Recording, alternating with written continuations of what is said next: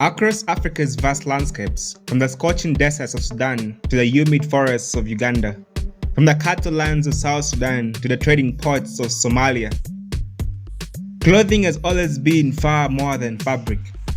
It is history worn on the body.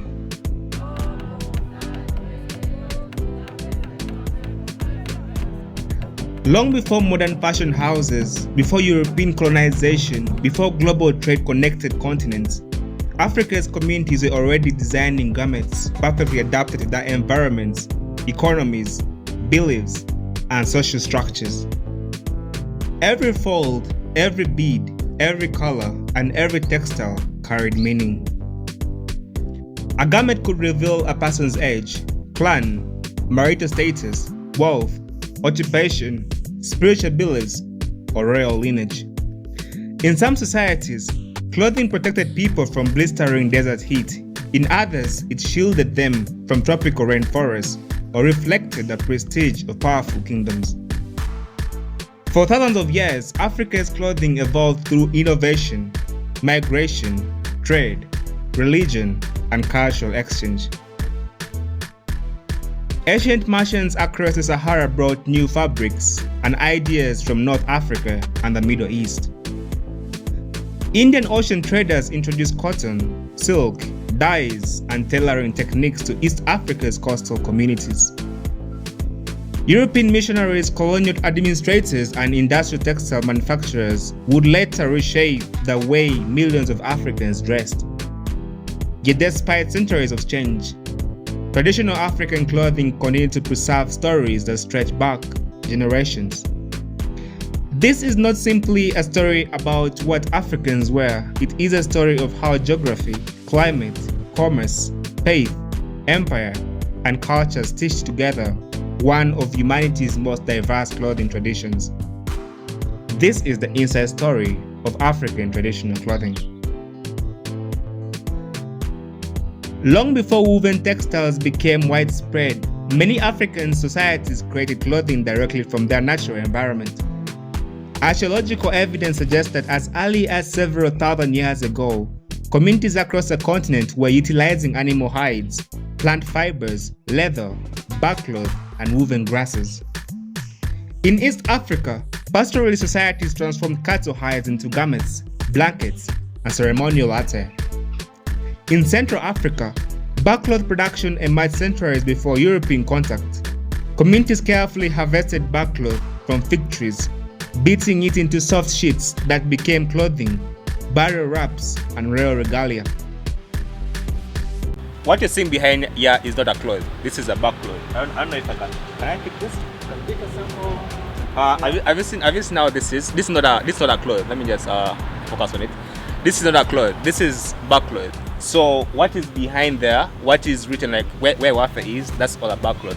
Unlike the modern cloth you are putting on, a barkcloth they make a fabric crafted from a ficus naturalis tree or fig tree. In our local language, in Uganda, what we call omutuba. Omutuba. Yes, omutuba. To get a final product of this kind, you don't need to go to the machine. You don't go to the factory, but use your hands. Everything comes from nature. That's why I say that Uganda and Africa trade is blessed. So one of the unique fabric we are having as Uganda and Uganda culture is barkcloth. So the tools you're holding, or the tools you're... Across the continent, clothing was engineered for survival. Desert people required protection from the intense sunlight and dramatic nighttime temperature drops. Forest communities needed breathable materials capable of withstanding humidity. Pastoral groups demanded garments that allowed unrestricted movement while herding livestock across vast distances. So long before modern textiles, science existed. Africans were already solving environmental challenges through clothing design. For more than 2,000 years, Africa stood at the center of major global trading networks. Across the Sahara, caravans transported salt, gold, textiles, leather, and luxury goods between West Africa, North Africa, and the Mediterranean.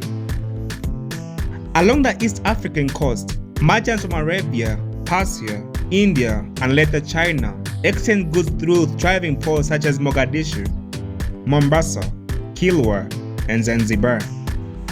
These trade networks transformed African clothing. Cotton cultivation expanded across numerous religions. Imported silks, embroidered fabrics, glass beads, and decorative dyes entered local markets. African artisans adapted foreign materials while preserving local identities.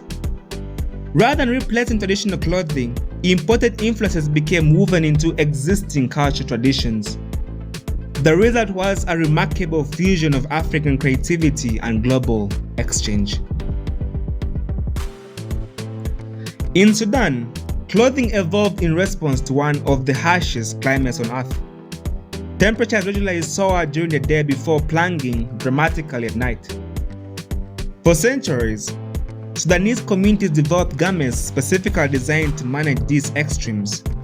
Among the most recognizable is the jibba, sometimes called the geba.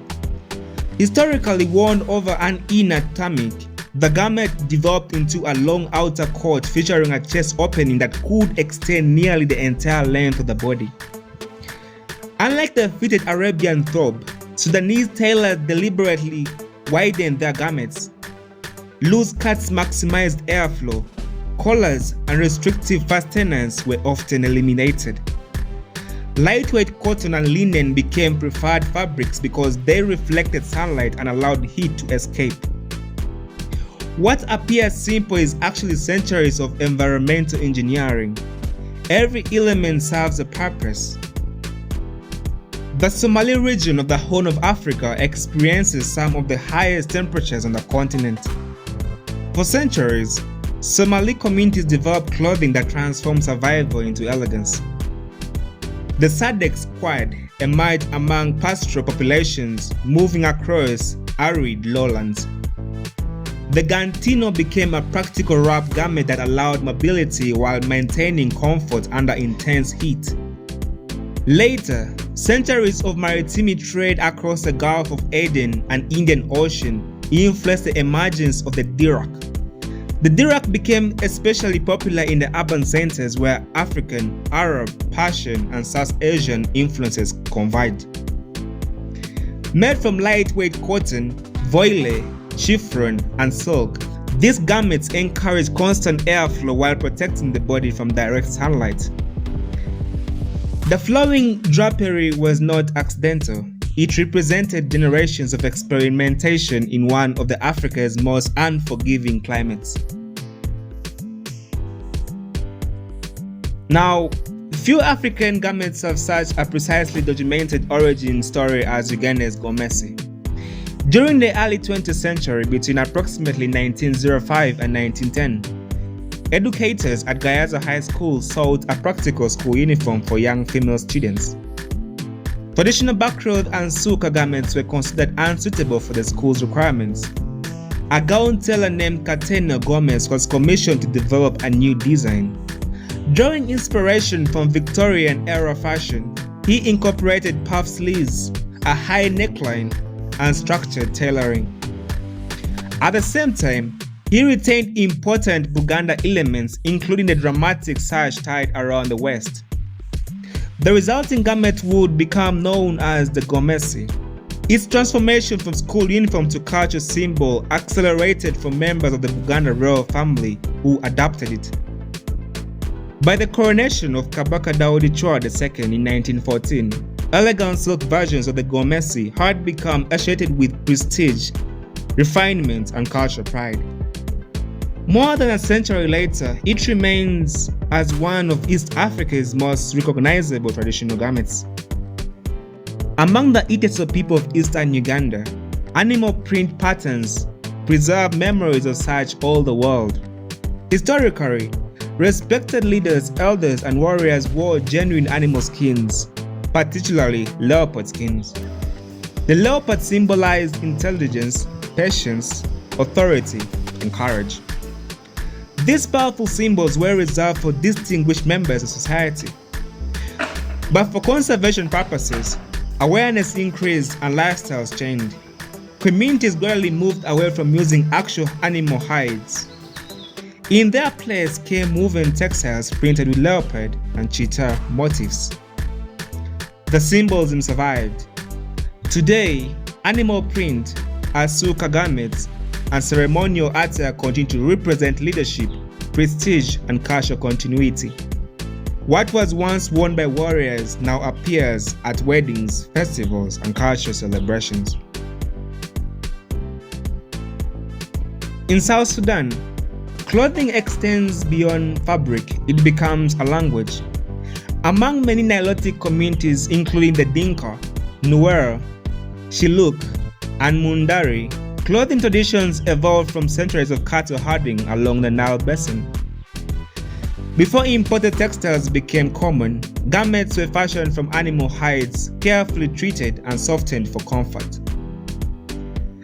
As cotton fabrics became more accessible, traditional wrapping styles remained. One of the most enduring examples is the lawa, a draped cloth worn across the body. Yet perhaps the most remarkable cultural expression appears in the beadwork. For generations, colors, patterns, and arrangements communicated detailed information about identity, age groups, social status, marriage eligibility, clan affiliation, even geographic origin. Without a single spoken word, an individual could announce their place within society. Beginning in the 19th century, European colonial expansion dramatically altered clothing traditions throughout Africa. Missionaries promoted new standards of modesty. Colonial administrators introduced Western tailoring. Industrial textile factories flooded African markets with imported fabrics. Christianity, Islam, and formal education systems influenced how communities dressed in public. Some traditional garments disappeared, others evolved. Many African societies creatively blended imported styles with indigenous aesthetics. The result was not cultural replacement, but cultural adaptation. African communities absorbed foreign influences while reshaping them into something uniquely their own. Today, African traditional clothing continues to evolve. Fashion designers reinterpret Asian garments using modern materials. Young people wear traditional attire during weddings, festivals, and national celebrations. Across the continent, centuries-old designs remain alive because African clothing has never been merely about appearance.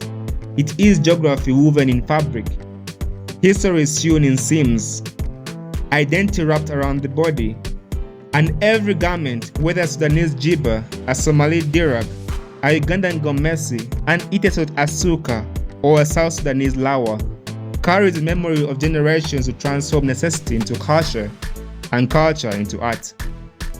For in Africa, clothing is not simply worn, it is inherited, it is remembered, and it tells a story of a continent. TTUEGT rap, African girl shake, shake, shake, African girl shake, shake, shake, shake, shake, shake, shake, shake. African girl shake your bam bam, African girl shake your bam bam, African girl shake your bam bam, shake your bam bam, shake your bam bam. African girl shake your bam bam, African girl shake your bam bam, African girl shake your bam bam, shake your bam bam, shake your bam bam. Baby katika